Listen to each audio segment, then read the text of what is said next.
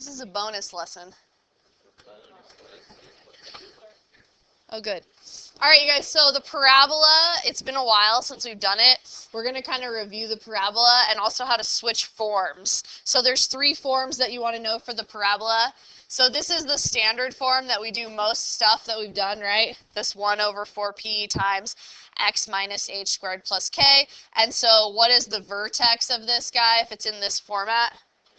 It's h comma k.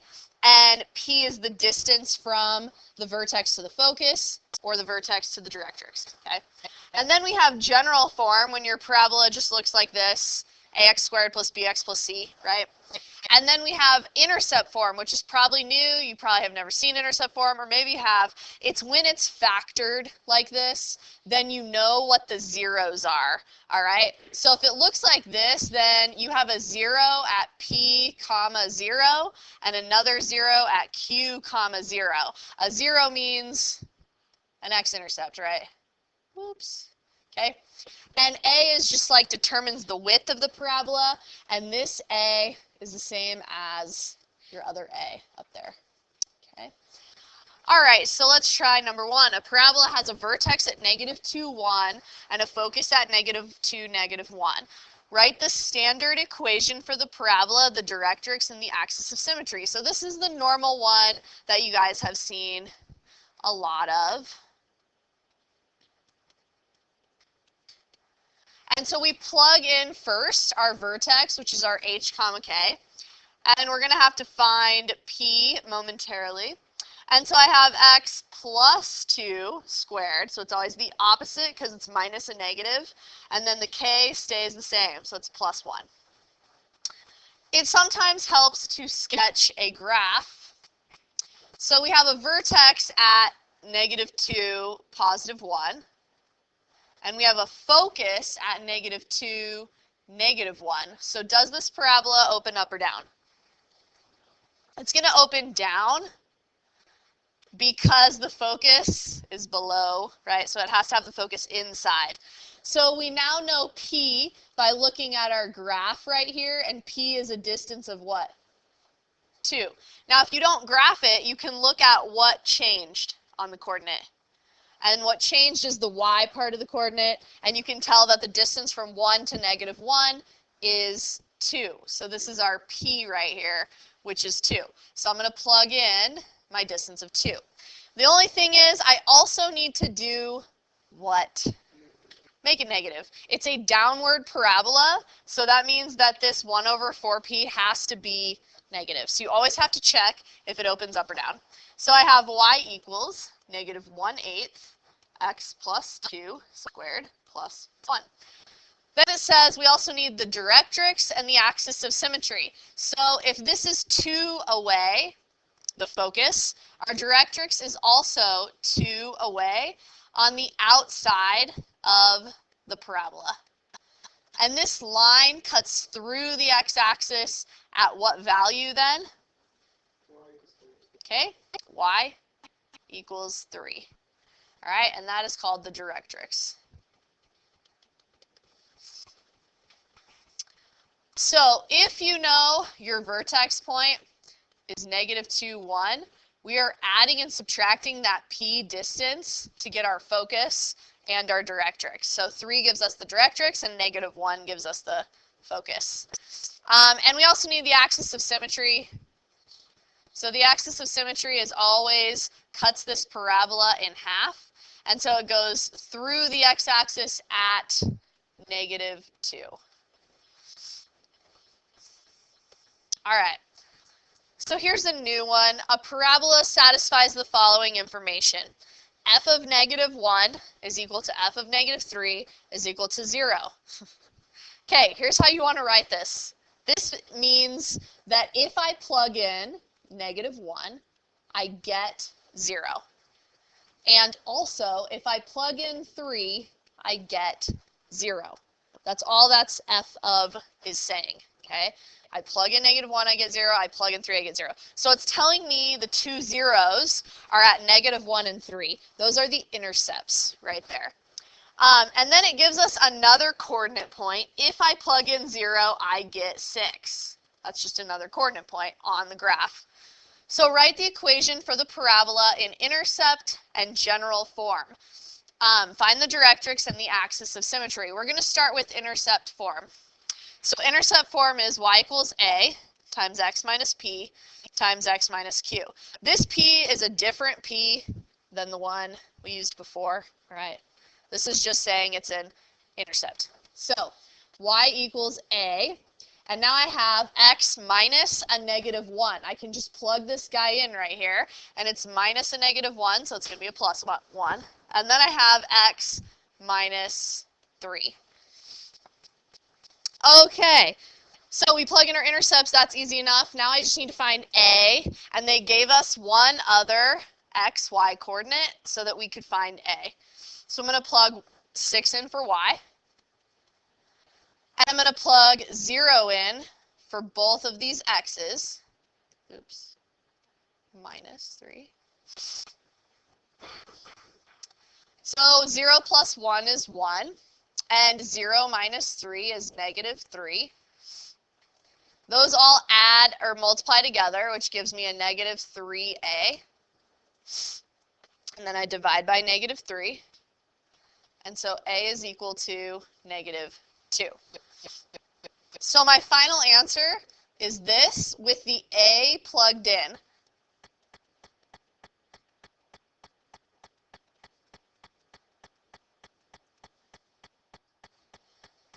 So this tells me right off the bat I have an intercept at negative 1, an intercept at positive 3, and I have a vertical stretch and a downward parabola, okay, since I have a negative 2.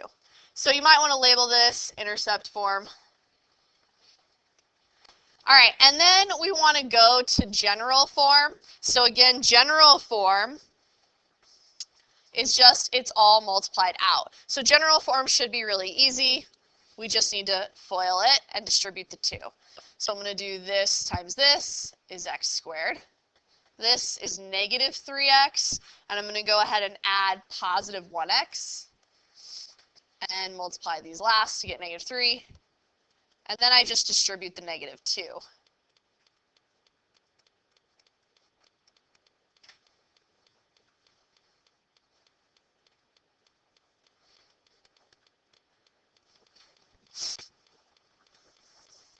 So once you have intercept form, just FOIL it out, multiply, and you got general form. Easy enough, okay? All right, one more example of intercept form, but then we're going to have to switch to standard form, which is like a little more work. But, so this tells me I have a coordinate point at 2, 0, or an intercept, and I have another coordinate point at 8, 0, and I have another coordinate point at 1, 7, 8. Start by plugging in your intercepts. So Fabio, if positive 2 is an intercept, what should I plug into my parentheses? X minus 2. Good. And Peyton, if positive 8 is an intercept, what should I plug into my parentheses? Okay, opposite, opposite. Now I'm going to plug in my x, y coordinate in order to solve for a. So 7 eighths goes in for y. 1 goes in for x. So 1 minus 2 is negative 1, and 1 minus 8 is negative 7. These multiply together, so this gives me a positive 7a. And then divide by 7 or multiply both sides by 1/7. These cancel right here, so we get a is 1/8.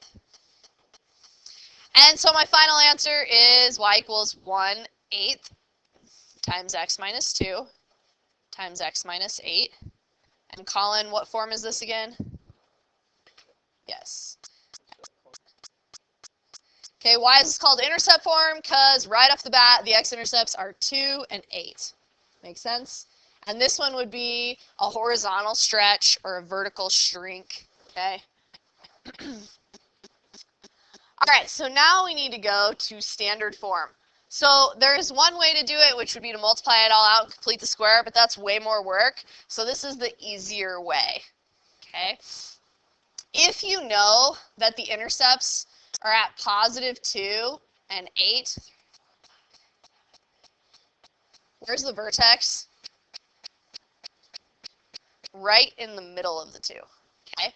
So the vertex is always in the middle of your two intercepts. So I have some sort of positive parabola, and I know this point. I don't really know how high or low it goes, but it's definitely in the middle, right? Instead of drawing it, you can just average the x's. So in order to find the vertex so that I can put it in vertex form, I'm going to take my two intercepts, which are +8 and +2, and I'm going to add them and divide by 2, and so right in the middle of those two is 5, okay?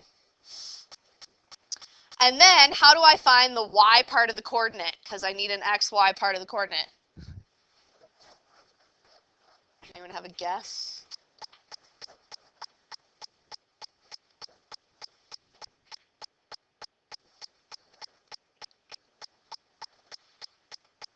No one knows? Just plug in right here. Right here. We got to plug 5 in to do this formula right here. So I have a 1/8, because this is the equation for the parabola no matter what format it's in.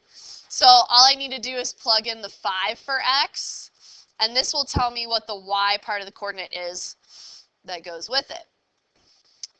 So 5 minus 2 is 3. 5 minus 8 is -3. That's a -9, so it becomes a -9/8.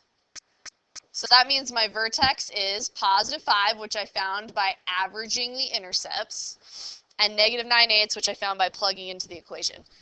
Okay, once we know our vertex, we can just plug it in to our standard form formula. So we're trying to find this guy right here. And this right here is actually equal to this right here, the a.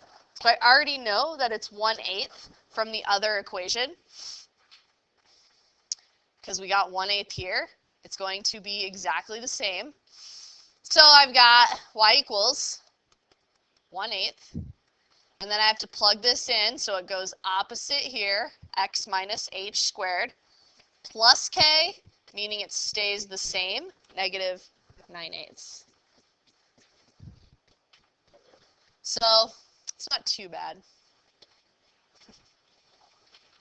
Circles are really easy. This will not take very long. So the standard form of this looks like this. General form looks like this. Do you guys remember this formula? We've seen it before. All right. So literally this is my h and my k. So all I need to do is x minus 4 squared plus y plus 3 squared equals my radius squared. So if my radius is 8, we can just put 64 here. All right, so that's standard form. General form, all we need to do is multiply it out.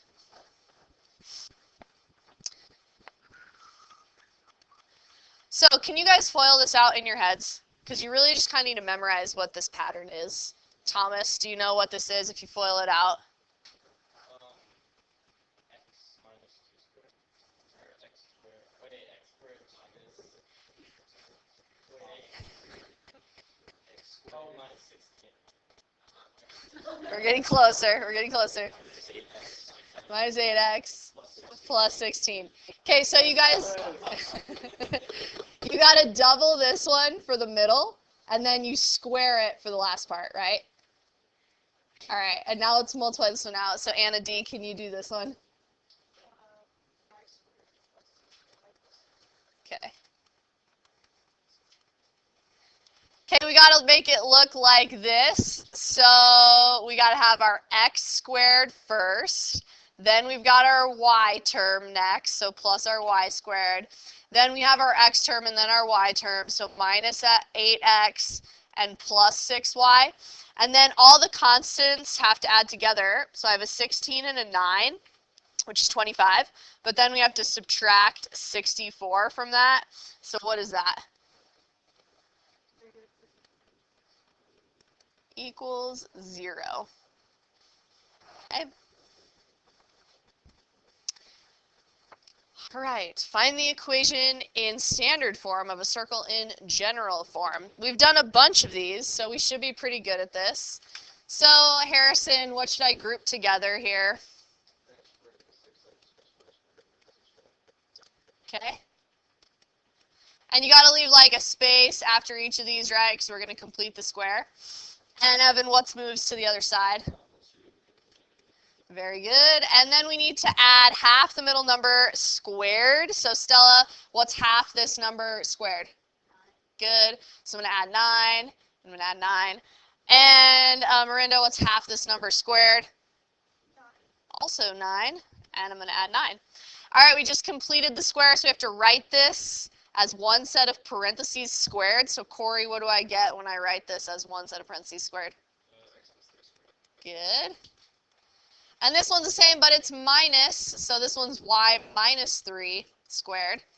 And over here, this all adds up to 16. And you leave it like that, right?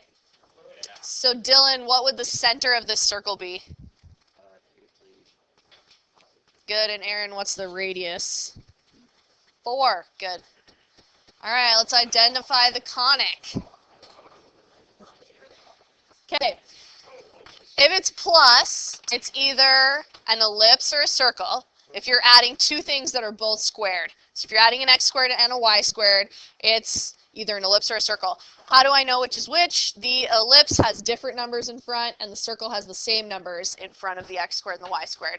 So this has a 2x squared and a 1y squared. What do you guys think this is? I agree with you. Because it's a plus sign, and it's different numbers, okay? If it's a minus in between the x squared and the y squared, anybody know? Hyperbola. All right, here's another plus, but they have a 4. Both have the same number in front, so this one is a circle. If only one thing is squared, what is it? Yep, it's a parabola. So, yeah, oh, that has one squared too. All right, if you moved this guy over, because you got to put him like on the same side here, it would be a minus then. So what is this one? Hyperbola, because it'd be 2x squared minus y squared.